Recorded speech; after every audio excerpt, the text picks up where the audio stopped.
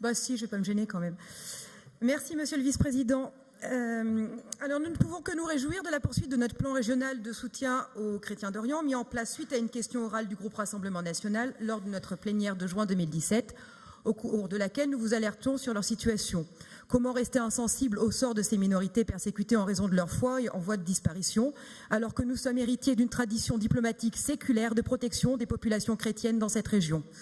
Mais au-delà du devoir humanitaire, nous avons contracté une dette morale envers eux, puisque les gouvernements qui se sont succédés à la tête de notre pays ne sont pas étrangers par leur politique coupable, invariablement inféodée à celle des USA d'abord, puis à celle de l'Union européenne, aux événements catastrophiques sur le plan humanitaire et civilisationnel qui se déroulent au Proche et au Moyen-Orient.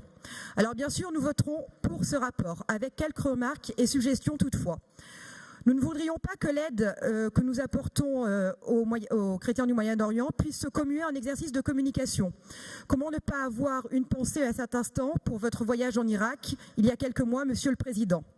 Nous nous réjouissons de la réponse que nous a apportée Monsieur Meunier concernant l'association SOS Chrétiens d'Orient, qui va sans doute être subventionnée et donc qui nous permettra de déployer avantageusement notre dispositif au Moyen-Orient.